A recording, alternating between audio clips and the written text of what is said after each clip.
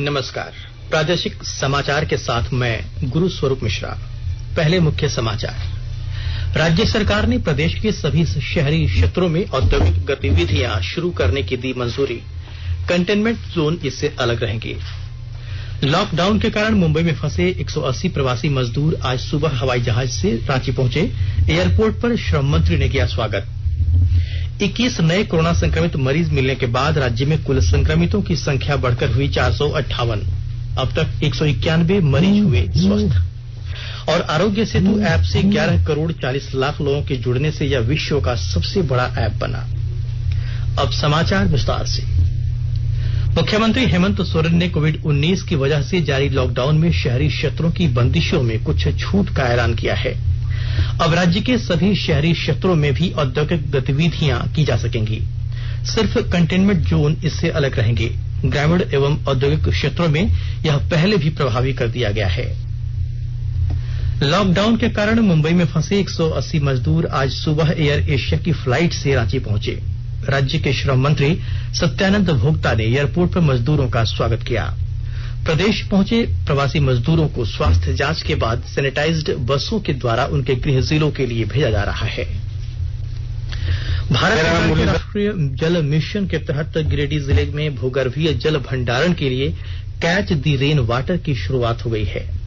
उपायुक्त राहुल कुमार सिन्हा ने जिले के सभी वरीय अधिकारियों को मानसून के आगमन से पहले युद्ध स्तर पर बरसात का पानी जमा करने के लिए वाटर हार्वेस्टिंग सिस्टम पर काम करने का आदेश दिया है। उपायुक्त ने बताया कि सरकार अपने स्तर से मनरेगा योजना के तहत टीसीबी, डोभा, तालाब, कुआं निर्माण और बागवानी का काम कर रही है। सरकारी कार्यालयों में भी वाटर हार्वेस्टिंग के लिए गड्ढा बनाने का आदेश दिया गया है।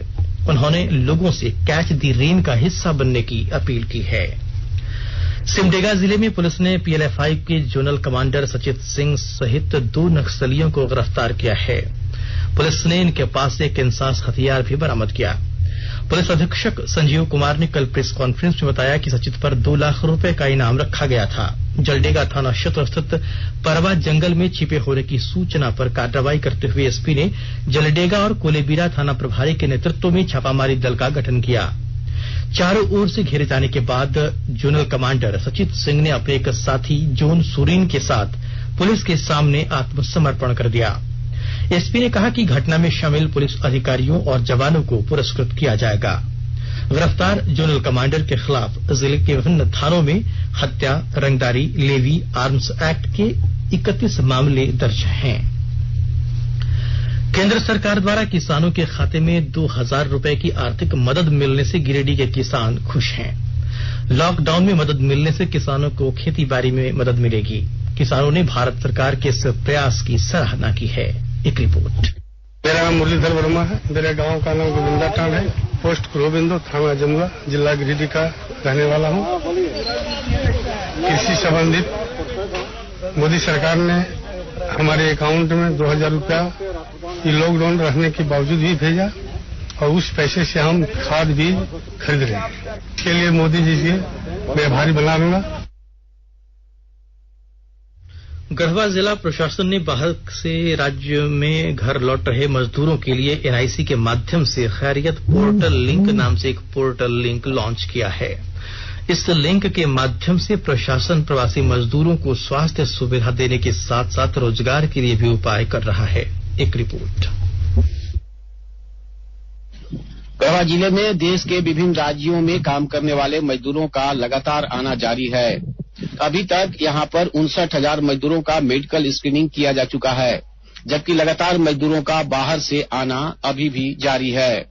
इन मजदूरों के स्वास्थ्य और रोजगार दोनों के संबंध में जानकारी लेने के लिए जिला प्रशासन ने यह खैरियत पोर्टल लॉन्च किया है। इस पोर्टल लिंक में मजदूर स्वास्थ्य संबंधी किसी भी समस्या होने पर अपनी जानकारी प्रशासन को घर बैठे ही दे सकते हैं। साथ ही पोर्टल लिंक में मजदूरों को अपनी हुनर की भी जानकारी देनी है। इससे प्रशासन को यह मालूम हो पाएगा कि मजदूरों को किस प्रकार के रोजगार से जोड़ा जा सकता है। जिला प्रशासन ने कहा है कि मजदूरों को स्वास्थ्य संबंधी दी गई जानकारी पूरी तरह से गोपनीय रखी जाएगी और उन्हें आवश्यकता पड़ने पर स्वास्थ्य संबंधी सुविधा भी प्रदान की जाएगी। विनोद कुमार पाठक, आकाशवाणी समाचार, गढ़वा। साहिबगंज जिले में प्रवासी मजदूरों के लिए होम क्वारंटाइन जागरूकता अभियान शुरू किया गया है। होम क्वारंटाइन अवधि में लोगों की स्वास्थ्य जांच के साथ उन्हें इसके फायदे बताए जा रहे हैं। उपायुक्त वरुण रंजन ने बताया कि इस अभियान का मकसद जेएसएलपीएस की सखी मंडल की महिला समूह के माध्यम से होम क्वारंटाइन किए गए परिवार के सदस्यों को कोरोना संक्रमण से संबंधित विषयों पर जागरूक करना है। प्रज्ञा केंद्र संचालक मोबाइल ऐप के माध्यम से होम क्वारंटाइन किए लोगों पर निगरानी बनाए रखेंगे। इस अभियान में आंगनबाड़ी सेविका होम क्वारंटाइन में रह रहे लोगों की स्वास्थ्य संबंधित गतिविधियों पर नजर रखेंगी। गुमला जिला प्रशासन ने अवैध राशन कार्ड धारियों से राशन कार्ड वापस लौटाने को कहा है। ऐसा नहीं करने वालों के खिलाफ कार्रवाई शुरू कर दी गई है। विस्तृत ब्यौरे के साथ हमारे गुमला संवाददाता। गुमला में गरीबों का हक मारकर सरकारी राशन उठाने वालों के विरुद्ध अब जिला प्रशासन ने कार्रवाई आरंभ कर दी है। गलत तरीके से राशन कार्ड बनवाकर योजनाओं का लाभ लेने वालों से जिला प्रशासन ने पूर्व में कई बार राशन कार्ड सरेंडर करने का आग्रह किया था, लेकिन 4 पहिए वाहन के मालिक, निर्धारित सीमा से अधिक जमीन रखने वाले, पक्का मकान में रहने वाले और सरकारी सेवा से सेवानिवृत्त होने वाले अनेक लोगों ने राशन कार्ड से राशन का उठाव जारी रखा था। ऐसे असंवेदनशील हठधर्मियों को आग्रह करना छोड़ कार्रवाई करना शुरू कर दिया है। जिला पूर्ति पदाधिकारी अरविंद लाल ने बताया कि पहले चरण में चिन्हित 8 लोगों के विरुद्ध उठाए गए अनाज की राशि 12% ब्याज के साथ वापस करने का नोटिस भेजा है। राशि वापस नहीं करने वालों के विरुद्ध आगे और सख्त कार्रवाई की जाएगी। बलदेव प्रसाद शर्मा, आकाशवाणी समाचार, गुमला। स्वास्थ्य और परिवार कल्याण मंत्रालय ने लोगों को सलाह दी है कि वे नोवल कोरोना वायरस से अपने को सुरक्षित रखने के लिए सभी बुनियादी एहतियाती उपायों का पालन करें और सामाजिक दूरी बनाए रखें। एक रिपोर्ट। सरकार ने कहा है कि आवश्यक वस्तुओं की पर्याप्त आपूर्ति जारी है और लोगों को चिंता करने की कोई जरूरत नहीं है। लोगों को सलाह दी जाती है कि वे आवश्यक वस्तुओं और चिकित्सा सामानों की खरीदारी करते समय धैर्य रखें और शांत रहें। आवश्यक वस्तुओं को खरीदने के लिए बार बार बाहर निकलने से बचें। साथ ही लोगों से हाथ मिलाने और गले लगने से भी बचना चाहिए। बाजार, मेडिकल स्टोर और अस्पतालों में लोग कम से कम 1 मीटर की दूरी बनाए रखें। घर पर गैर जरूरी सामाजिक समारोह से बचा जाना चाहिए और घर पर मेहमानों को नहीं बुलाना चाहिए। लोगों को अपनी आंख, नाक और मुंह छूने से बचना चाहिए और लगातार हाथ साफ करते रहना चाहिए। हाथ को दोनों तरफ से कम 20 सेकंड तक रगड़कर धोना चाहिए। यदि कोई व्यक्ति खांसी या बुखार से पीड़ित है तो वह दूसरों के संपर्क में आने से बचे और डॉक्टर से तुरंत परामर्श ले। स्वास्थ्य मंत्रालय ने कोरोना वायरस के बारे में जानकारी के लिए एक टोल फ्री नंबर 1075 जारी किया है। इधर राज्य सरकार की ओर से भी कई दिशा निर्देश जारी किए गए हैं। इस सिलसिले में सरकार ने हेल्पलाइन नंबर 181 जारी किया है। सरकार ने कहा है कि कोरोना वायरस से संदिग्ध तौर पर संक्रमित कोई व्यक्ति पाया जाता है तो इसकी सूचना 0651 जो रांची का कोड है और टेलीफोन नंबर 2261-000 तथा 2261-002 के अलावा फैक्स नंबर 2261-856 और मोबाइल नंबर 9955837428 पर दी जा सकती है। आकाशवाणी रांची भी आपसे अपील करता है कि कोविड-19 के संक्रमण से बचने और अन्य लोगों को सुरक्षित रखने के लिए कृपया घर पर ही रहें और सरकारी दिशा निर्देशों का पालन करें। आकाशवाणी के ताजा तरीन समाचारों के लिए आप हमारी वेबसाइट newsonair.com पर लॉग ऑन कर सकते हैं। ताजा समाचार ट्विटर @AIR न्यूज अलर्ट्स और Facebook page all India radio news पर भी उपलब्ध है। आप प्रादेशिक समाचार एकांश के ट्विटर अकाउंट @AIR news_रांची और Facebook page AIR news Ranchi के अलावा YouTube channel regional news unit Ranchi पर भी हमारे बुलेटिन सुन सकते हैं। प्रादेशिक समाचार आप आकाशवाणी रांची से सुन रहे हैं। प्रादेशिक समाचार में आपका एक बार फिर स्वागत है। कल कोरोना के 21 नए मरीज मिलने के साथ ही राज्य में संक्रमितों की संख्या बढ़कर 458 हो गई है। इन मरीजों में सर्वाधिक 7 मरीज हजारीबाग में मिले हैं। वहीं पूर्वी सिंहभूम और रामगढ़ में 4-4, कोडरमा में 3 मिले हैं, जबकि पश्चिमी सिंहभूम, लातेहार और रांची में 1-1 मरीज मिले हैं। इधर टाटा मुख्य अस्पताल टीएमएच के कोविड वार्ड में भर्ती एक कोरोना मरीज और एक अन्य संक्रमित के नजदीकी संपर्क में आए एक व्यक्ति की जांच रिपोर्ट नेगेटिव आने के बाद कल दोनों को अस्पताल से डिस्चार्ज कर दिया गया। पूर्वी सिंहभूम के उपायुक्त रविशंकर शुक्ला और वरीय पुलिस अधीक्षक एम तमिलवाणन द्वारा गुलदस्ता देते हुए उन्हें घर के लिए विदा किया गया। वहीं बोकारो जिले में कोरोना संक्रमित 5 मरीजों की रिपोर्ट नेगेटिव आने के बाद बीती रात उन्हें बोकारो जनरल अस्पताल के कोविड-19 वार्ड से छुट्टी दे दी गई है। इन सभी का चिकित्सकों और स्वास्थ्य कर्मियों ने ताली बजाकर स्वागत किया। सिविल सर्जन ने बताया कि कोरोना को मात देने वाले मरीजों में 4 सीआईएसएफ के जवान हैं, जबकि एक प्रवासी श्रमिक है। हिमाचल के अगरतला और आसपास के इलाकों में फंसे झारखंड के हजारों श्रमिकों को लेकर करीब 23 घंटे विलंब के साथ श्रमिक स्पेशल ट्रेन मध्यरात्रि लातेहार रेलवे स्टेशन पहुंची, जहां उपायुक्त जिशान कमर और पुलिस अधीक्षक प्रशांत आनंद ने उनका स्वागत किया। आने वाले प्रवासियों में लातेहार के 421 श्रमिक के अलावा पलामू, गढ़वा और चतरा जिले के लोग शामिल हैं। गृह जिला पहुंचे श्रमिकों ने जिला प्रशासन की व्यवस्था पर खुशी जताते हुए राज्य सरकार के प्रति आभार व्यक्त किया। केंद्रीय माध्यमिक शिक्षा बोर्ड सीबीएसई द्वारा 1 जुलाई से आयोजित होने वाली 10वीं और 12वीं की लंबित परीक्षाओं में बैठने वाले विद्यार्थियों को बड़ी राहत दी गई है। मानव संसाधन विकास मंत्री रमेश पोखरियाल निशंक ने बताया है कि लॉकडाउन के दौरान जो छात्र दूसरे राज्य या जिले में चले गए हैं वे वहीं से इन परीक्षाओं में शामिल हो सकते हैं। उन्होंने कहा कि छात्रों को इन परीक्षाओं में उपस्थित होने के लिए अपने पिछले परीक्षा केंद्रों पर जाने की आवश्यकता नहीं है। श्री पोखरियाल ने कहा कि छात्रों को बोर्ड परीक्षाओं में उपस्थित होने के लिए अपने जिले के पसंद के स्कूलों के बारे में सूचित करना होगा। इसके बाद सीबीएसई स्कूलों के साथ समन्वय स्थापित करके छात्रों को नए परीक्षा केंद्रों की जानकारी देगा। मानव संसाधन विकास मंत्री ने कहा है कि सरकार छात्रों के लिए हर संभव व्यवस्था करने के लिए लगातार काम कर रही है ताकि छात्र बिना किसी परेशानी के परीक्षा दे सकें। विभिन्न माध्यमों से फैलाई जा रही फेक न्यूज यानी भ्रामक समाचारों से सचेत करने के प्रयास में आकाशवाणी आपको सच्चाई से अवगत कराती है। सोशल मीडिया और कुछ समाचार चैनलों पर प्रसारित एक वीडियो में एक बच्चे को उसकी मृत मां के साथ एक रेलवे स्टेशन पर दिखाया गया है। भारतीय रेलवे ने स्पष्ट किया है कि महिला के परिवार ने 23 मई को गुजरात के अहमदाबाद से बिहार के कटिहार तक की रेल यात्रा करने से पहले ही उसके बीमार होने की पुष्टि की थी।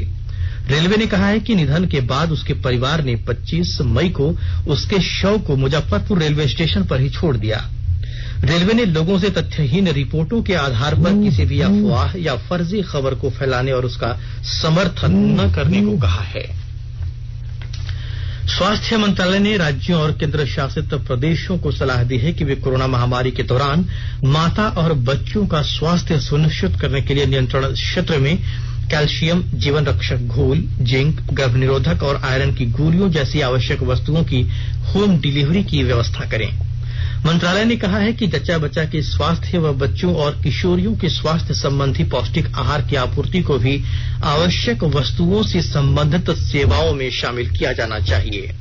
इस संबंध में मंत्रालय की ओर से जारी दिशा निर्देशों में इस बात पर जोर दिया गया है कि कोविड-19 के बावजूद महिलाओं, बच्चों और किशोर किशोरियों के स्वास्थ्य से संबंधित महत्वपूर्ण सेवाओं को जारी रखा जाना चाहिए। केंद्रीय स्वास्थ्य मंत्रालय ने कहा है कि देश में पूर्णबंदी करने का सबसे बड़ा फायदा यह हुआ है कि इससे महामारी के फैलाव की दर धीमी हुई है। सांख्यिकी और कार्यक्रम कार्यान्वयन मंत्रालय के अनुसार पूर्णबंदी लागू करने से अनेक लोगों की मृत्यु और संक्रमण को रोका जा सका है।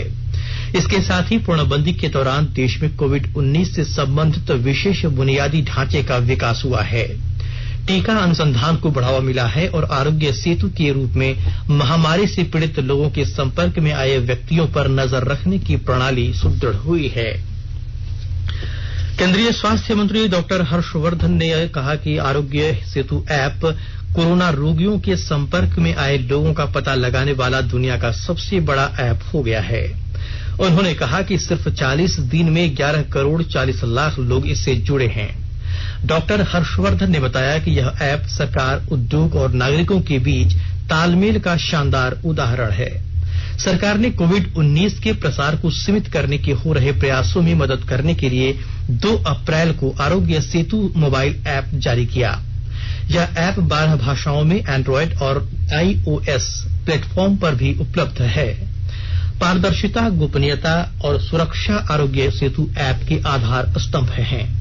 ओपन सोर्स सॉफ्टवेयर पर भारत की नीति के अनुरूप अब आरोग्य सेतु के स्रोत कोड को एक खुला स्रोत बना दिया गया है। अब तक यह मंच 9 लाख से अधिक उपयोगकर्ताओं को क्वारंटाइन होने, सावधानी बरतने और परीक्षण में मदद मिली है। जिन लोगों को परीक्षण कराने के लिए कहा गया है, उनमें से लगभग 24% में कोविड-19 के लक्षण पाए गए। आकाशवाणी का समाचार सेवा प्रभाग आज अपने संवाद कार्यक्रम में रेलवे के बारे में एक विशेष परिचर्चा प्रसारित करेगा। यह कार्यक्रम शाम 7:10 से एफएम गोल्ड और अतिरिक्त मीटरों पर सुना जा सकता है। श्रोता यात्री रेलगाड़ियों के बारे में हमारे स्टूडियो में बैठे विशेषज्ञों से फोन पर अपने सवाल पूछ सकते हैं। नंबर है 011-2331-4444। हमारा टोल फ्री नंबर है 1800-115-767। और अब संक्षिप्त खबरें। राज्यपाल सह कुलाधिपति द्रौपदी मुर्मू ने राज्य के 4 विश्वविद्यालयों में कुलपति और प्रति कुलपति की नियुक्ति कर दी है। आज से जैक की मैट्रिक और इंटरमीडिएट की उत्तर पुस्तिकाओं की जांच शुरू होगी। गोड्डा जिले में लगातार प्रवासी श्रमिक पहुंच रहे हैं। उपायुक्त किरण कुमारी पासी और पुलिस अधीक्षक वाईएस रमेश ने सभी वीडियो, सीओ और थाना प्रभारियों के साथ वीडियो कॉन्फ्रेंसिंग की। इस दौरान कोविड-19 के संभावित प्रसार को रोकने से संबंधित दिशा निर्देश दिए गए। गुमला जिले में कोरोना वायरस के मरीजों की संख्या बढ़ने के साथ ही जिला प्रशासन ने लॉकडाउन का कड़ाई से पालन कराने के लिए फिर से एक बार सख्ती दिखाई है। कल शहर में वाहन चेकिंग अभियान चलाया गया और नियमों का उल्लंघन करने वालों से 33,000 रुपए से अधिक जुर्माने की राशि वसूल की गई। अंत में मुख्य समाचार एक बार फिर। राज्य सरकार ने प्रदेश के सभी शहरी क्षेत्रों में औद्योगिक गतिविधियां शुरू करने की दी मंजूरी। कंटेनमेंट जोन इससे अलग रहेंगे। लॉकडाउन के कारण मुंबई में फंसे 180 प्रवासी मजदूर आज सुबह हवाई जहाज से रांची पहुंचे। एयरपोर्ट पर श्रम मंत्री ने किया स्वागत। 21 नए कोरोना संक्रमित मरीज मिलने के बाद राज्य में कुल संक्रमितों की संख्या बढ़कर हुई 458। अब तक 191 मरीज हुए स्वस्थ। और आरोग्य सेतु ऐप से 11 करोड़ 40 लाख लोगों के जुड़ने से यह विश्व का सबसे बड़ा ऐप बना। इसके साथ ही आकाशवाणी रांची से प्रादेशिक समाचार का ये बुलेटिन समाप्त हुआ। घर में रहिए, सुरक्षित रहिए और सुनते रहिए आकाशवाणी। नमस्कार।